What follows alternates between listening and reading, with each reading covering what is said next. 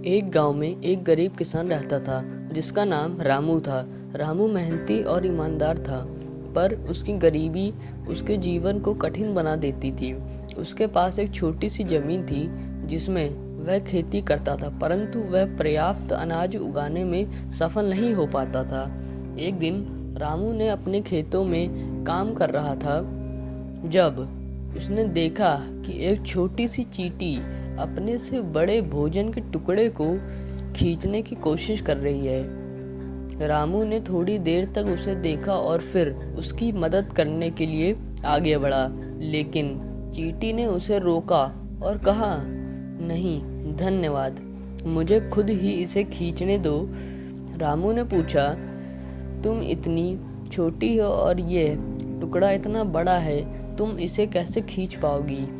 चींटी ने मुस्कुराते हुए जवाब दिया, मैं जानती हूँ कि यह कठिन है, पर अगर मैं हार मान लूँगी तो कभी भी अपने लक्ष्य तक नहीं पहुँच पाऊँगी। हमें अपने मेहनत और धैर्य से ही सफल होना चाहिए।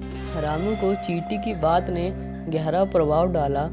उसने सोचा, अगर इतनी छोटी चींटी अपनी मेहनत और धैर्य से अपने लक्ष्य को प्राप्त कर सकती है तो मैं क्यों नहीं। उसने निश्चय किया कि वह भी अपनी मेहनत और धैर्य के साथ अपने खेत को उपजाऊ बनाएगा।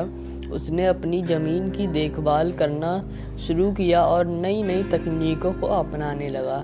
कुछ ही महीनों में उसकी मेहनत रंग लाई और उसकी फसल बढ़िया होने लगी। रामू की खुशहाली धीरे धीरे गांव के अन्य किसानों को भी प्रेरित करने लगी। उन्होंने भी रामू की तरह मेहनत और धैर्य से काम करना शुरू किया। कुछ ही समय में पूरा गांव समृद्ध होने लगा। रामू ने महसूस किया कि किसी भी कठिनाई को पार करने के लिए मेहनत और धैर्य सबसे बड़े हथियार हैं। उसने चींटी की सीख को अपने जीवन का हिस्सा बना लिया और गांव में उसका सम्मान और बढ़ गया।